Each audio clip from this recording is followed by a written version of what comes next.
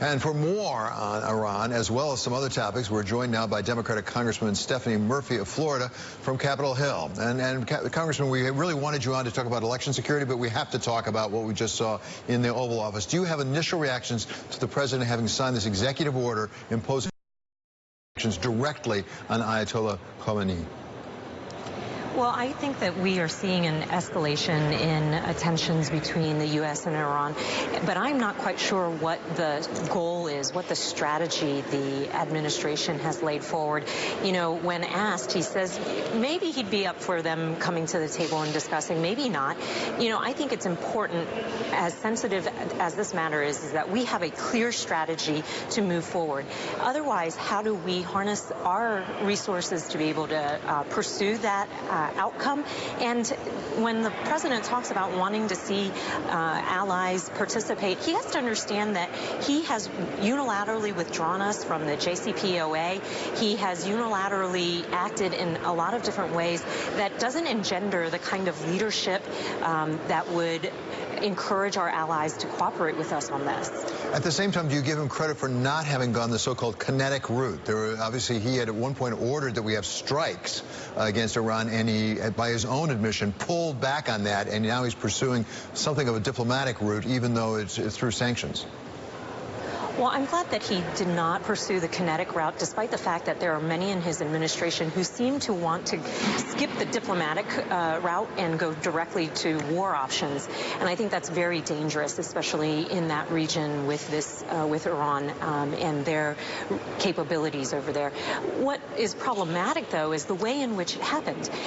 He didn't call that back until we had already launched the jets. Something broke down in that decision-making process for it to be such a last-minute game time decision. We should not be putting men and women in uniform in harm's way and then changing our minds at the last minute. I think that it revealed that there is some problems in the decision-making process. Administration. Congresswoman, let's make that turn back to why you originally were coming on. That is the security of our next election coming up in 2020, which is something I know you're quite concerned about. You now propose some legislation with some other people in your blue dog, if I can call that caucus. Tell us exactly what you are seeking in that legislation.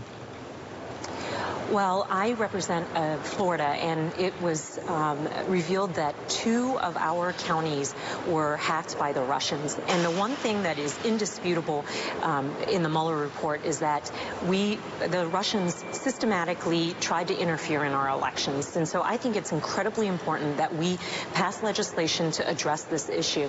And specifically, the proposal I have is an alert. It's called the Alerts Act. Basically would require timely notification at the state, federal, and local level when there is foreign interference in our election systems.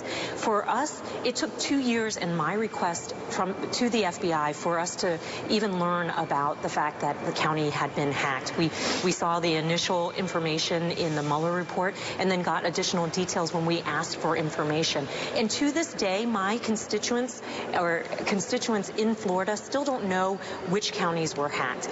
And that's unacceptable.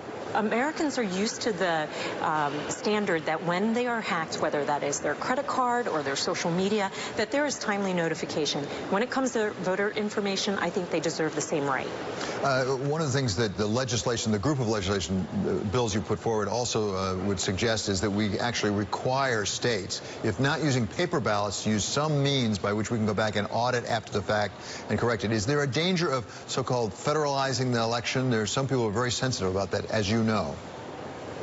I believe that the federal government has a role in supporting state and local election offices to ensure that they develop systems that are auditable. You know, primary tenet of our democracy are free and fair elections, and unless we can ensure that, and then that really undermines our democracy. And there are bad actors out there trying to hack our elections, so we need to, from the federal perspective, work together with the state and local entities to make sure that people can be sure that when they go and cast their vote in an election, that it's counted.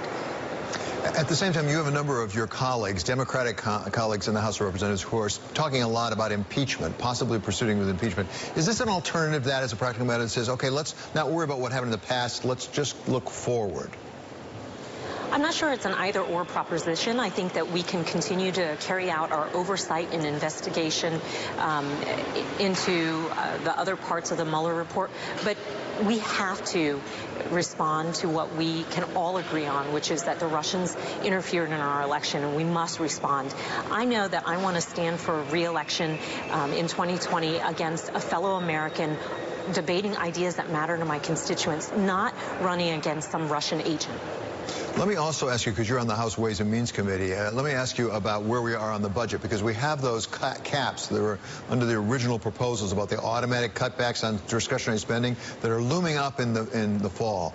Are you willing to make a compromise on that, to actually say, if you'll relieve us from the caps, that we'll actually make some progress on entitlements?